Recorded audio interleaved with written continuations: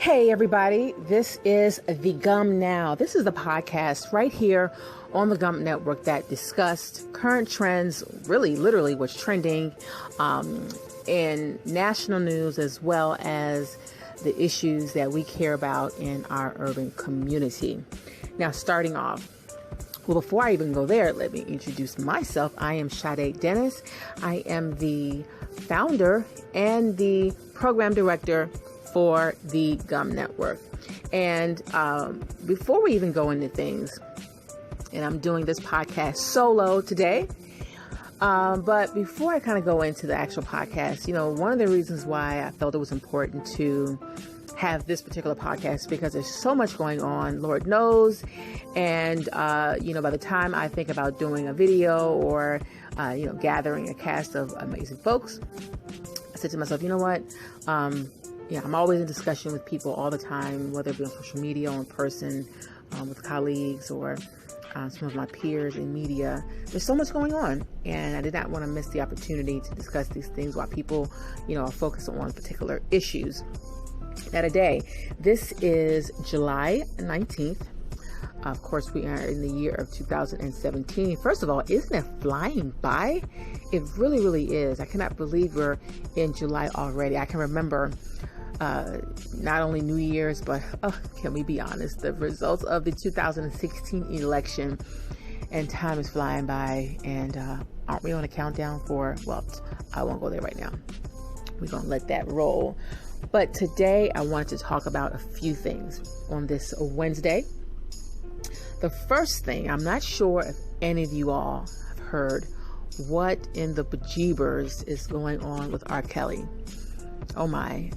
If you guys haven't already heard, is apparently some parents are speaking out on their daughter's involvement, her living with R. Kelly, and basically not being accessible and whatnot. Basically, they're saying that R. Kelly is holding her and others against their free will. Now, the young lady says that, in a video, that she's there willingly and that she is no hostage, she's no prisoner. But I don't know if you all are familiar with this. Well, I hope not. But if someone is being held against their will, it's not always physically. Sometimes it's mentally, it's emotionally, financially, you name it. But obviously R. Kelly is a big superstar, right? There's no point to debate that. He's written many hits that I'm sure we've all boogied down to. Okay, I have. But early on in his career, certainly his national career, I know you guys might remember the controversy with him and Aaliyah. I guess allegedly getting married, or not even allegedly. I believe there was a marriage certificate produced, but that whole thing, and she was a teenager, certainly a little under the legal age, from what I recall, and that whole thing. And of course, the infamous videotape, which was just, how can I say, disgusting. But of course, he rebounded after that and wrote many songs and continued to write for many artists, including gospel artists. Come on, somebody. Gospel artists that lots of us love, know their songs, invite them to our churches, sing their songs. Our praise teams are singing them all across the country and even internationally, Mr. Kelly wrote. But anyhow, so he continued to rebound. I think, got divorced and whatnot. And, so he was able to rebound. And of course, I don't know if he's been on tour recently. And again, I'm not was never a huge R. Kelly fan per se, but he certainly has been shrouded in the last few years. So you see him perform and that kind of thing. And but needless to say, he is caught up in these new allegations. And this young lady's family came out and did a press conference and just shared that they believe that their daughter, their loved one, is being held against her will, and that there's apparently some kind of den mother and whatnot, and that R. Kelly has this house near his property, and he's housing these women, and that these, this den mother trains these women to let them know what R. Kelly likes and this, that, and the third and whatnot, and keeps them away and isolated. The fact that they have to do things like get permission to use the bathroom and to eat. And so I'm really hoping and praying that this issue will be resolved, and that if these allegations are true, that he will be held accountable, and that these women can successfully integrate back into their lives. It's really, really unfortunate because, of course, if there's any kind of mind control or forced, situations, and whether it be physically or emotionally, it's going to take a lot of support and resources, therapy, you name it, to get these young women back into their lives and into the lives of the people that care about them the most, which is their friends and family. So we're going to move on from there. Oh, but before I move on, what's really fascinating, quite frankly, are the R. Kelly defenders. Oh my. I've seen a lot of that. And of course, social media is good, but of course, there's lots of drawbacks, and you see everything.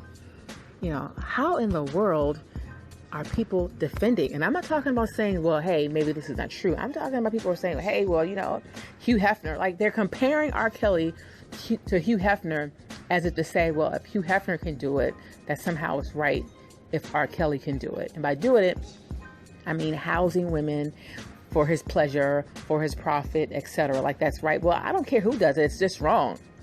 I mean, can we agree with that that's wrong? Okay, now we can move on. Okay, we're moving on to Respect My Vote. Respect My Vote is another trending topic today on Twitter. And our president, right? He's our president, has this commission, right? This voting commission, and he wants to request voter information from the states. And of course, most of the states have already turned him down and said that they will not be handing over voter information, even though most of this information may be public. And unfortunately, it's having such a chilling effect. Even, I want to say, is it Arizona? I believe it is, that people are already beginning to not register. And of course, they are very concerned, afraid that their personal information may be used in ways that they're unsure of, and you name it, all in the name of protecting our democracy. The commission, that is, they're saying that they want to make sure that there's no widespread voter fraud, which is really interesting. Every time I hear about this kind of thing, I can't help but to think about the gerrymandering that goes on, and when you have people who claim in the name of voter integrity are really trying to suppress the vote. I mean, come on.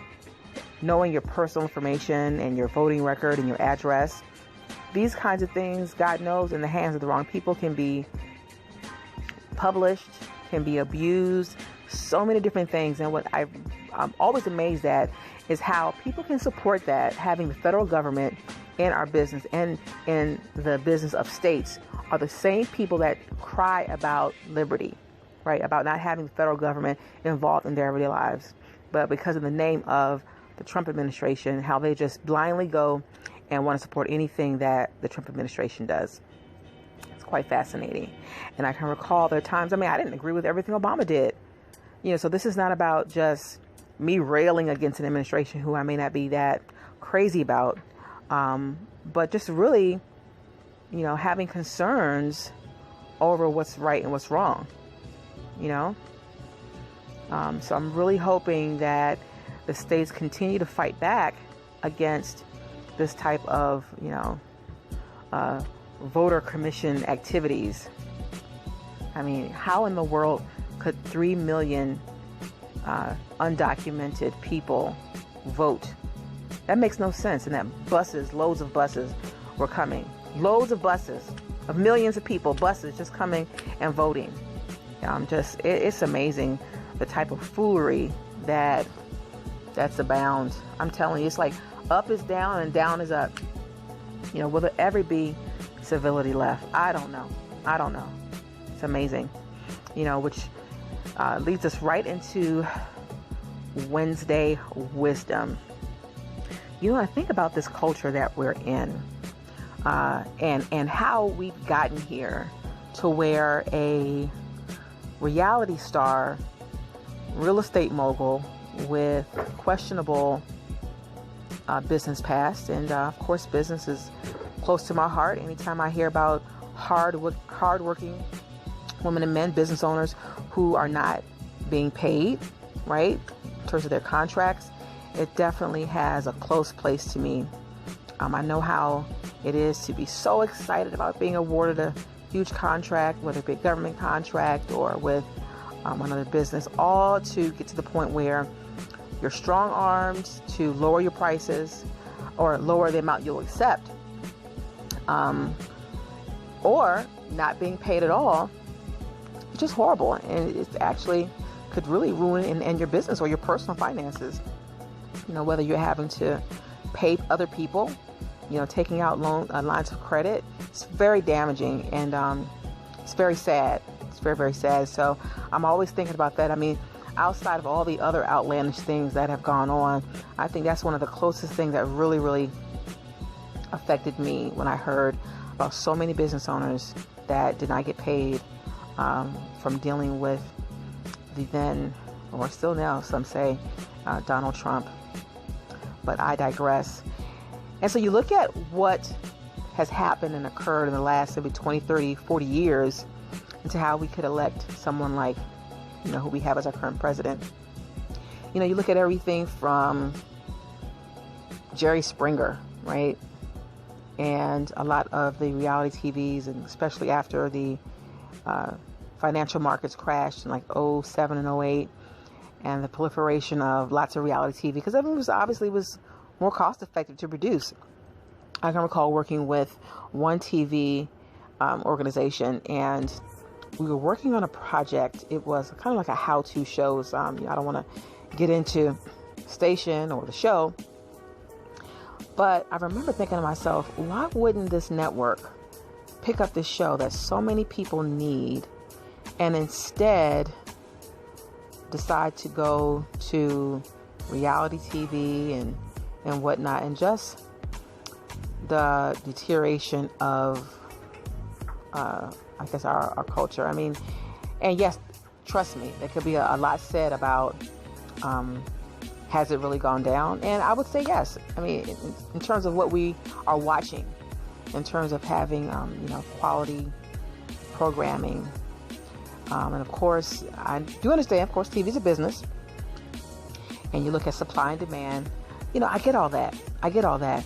But just what have we allowed? We have ushered in an era that some scholars say this may be the end of a lot of this foolishness, that this is kind of like, and I hate to use this example, but the boil finally popping, right?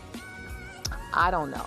But I tell you one thing, it has gotten frustrating just to see kind of like the dumbing down of our country. I mean, literally, but from fake news to, you name it. It's like, what's up is up. What's up is down, and what's down is up. So I would just like to get to the point where, we begin to think and read and not discount or be insulted by intellect, right? That learning something new, whether it be formal or not formal, is celebrated and not looked down on. To suggest that learning or somehow being intellectual is an elitist kind of thing. It's just beyond, it's just ridiculous. I don't get it. So, that was respect my vote and a little bit of Wednesday wisdom. Now, have you all seen the Beyonce wax figure at the Madame Trousseau's Tampa location? Oh my. When I saw it, I honestly thought that it was Britney Spears.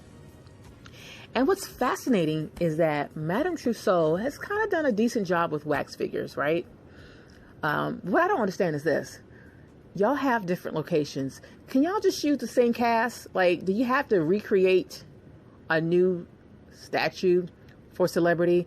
Because Beyonce's statue at the Tampa location looks like Britney Spears. And yes, Beyonce is a fair skinned woman, but girlfriend is brown. Girlfriend is brown. And this statue, I mean, even everything from the coloring, and many are calling the whitewashing of Beyonce's likeness at the Madame Trousseau's museum in Tampa. But even her figure looks nothing like what her figure looks like in real life. I mean, Beyonce's a very curvaceous woman, certainly not a stick. She's very curvaceous.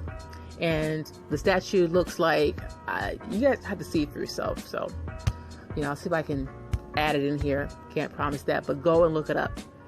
Beyonce statue at Madame Trousseau's Tampa Museum. Yeah, it's looking a little Britney Spears. Anyhow, guys, what else can we discuss today?